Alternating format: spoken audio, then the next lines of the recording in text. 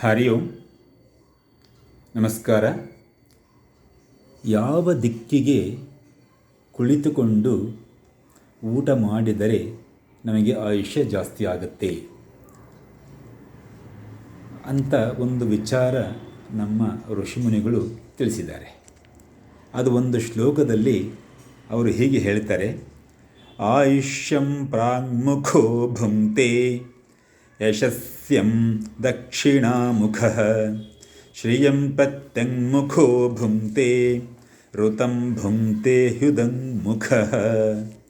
ಅಂದರೆ ನಾವು ಪೂರ್ವಕ್ಕೆ ಮುಖ ಮಾಡಿ ಕುಳಿತುಕೊಂಡು ಊಟ ಮಾಡಿದರೆ ನಮಗೆ ಆಯುಷ್ಯ ಜಾಸ್ತಿ ಆಗುತ್ತೆ. ಮತ್ತು ದಕ್ಷಿಣಕ್ಕೆ ಮುಖ ಮಾಡಿ ಕುಳಿತುಕೊಂಡು ಊಟ ಮಾಡಿದರೆ ನಮಗೆ ಯಶಸ್ಸು ಸಿಕ್ಕುತ್ತೆ.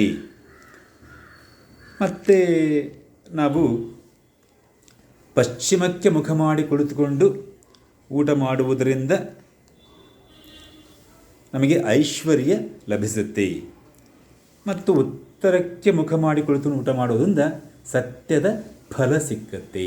ಅಂದರೆ ನಾವು ಏನಾದರೂ ವ್ರತ ಇನ್ನೇನಾದರೂ ಆ ರೀತಿ ಅನುಷ್ಠಾನ ಮಾಡಿರ್ತೀವಿ, ಅದರ ಒಂದು ಫಲ ನಮಗೆ ಸಿಕ್ಕತ್ತೆ ಅನ್ನುವಂಥ ಮಾತನ್ನು ಹೇಳ್ತಾರೆ. ಜೊತೆಗೆ ನಾವು ರಾತ್ರಿ ಮಲಗುವಾಗ ಎಡಮಗ್ಗುಲಿಗೆ ಮಲಗಿದರೆ ನಮ್ಮ ಅನ್ನನಾಳ ಮೇಲೆ ಇರುತ್ತೆ, ಕೆಳಗಡೆಗೆ ಜಠರ ಮತ್ತು ಜಠರ ರಸಗಳು ಬರುತ್ತವೆ ನಾವು ಎಡಮಗ್ಗುಲಿಗೆ ಮಲಗಿದರೆ. ಸೊ ಇದರಿಂದ ಏನಾಗುತ್ತೆ, ಜಠರದಲ್ಲಿ ಉತ್ಪತ್ತಿ ಆಗುವಂತಹ ಹೈಡ್ರೋಕ್ಲೋರಿಕ್ ಆ್ಯಸಿಡ್ಡು ಅನ್ನನಾಳಕ್ಕೆ ತಾಕದೆ ಎದೆ ಉರಿ ಬರೋದಿಲ್ಲ. ನಾವು ತಿಂದಂಥ ಅನ್ನ ತುಂಬ ಚೆನ್ನಾಗಿ ಜೀರ್ಣ ಆಗುತ್ತೆ. ಜೀರ್ಣ ಆದಮೇಲೆ ಅನೇಕ ಸಮಸ್ಯೆಗಳು ನಮಗೆ ಕಾಡೋದಿಲ್ಲ. ಇದರಿಂದ ನಮಗೆ ದೀರ್ಘಾಯುಷ್ಯ ಲಭಿಸುತ್ತೆ. ಇದನ್ನು ಅನುಸರಿಸಿ ದೀರ್ಘಾಯುಷ್ಯ ಹೊಂದಿ ಆರೋಗ್ಯವಂತರಾಗಿರಿ ಅಂತ ಹೇಳ್ತಾ, ಜೈ ಶ್ರೀರಾಮ್, ಜೈ ಧನ್ವಂತರಿ.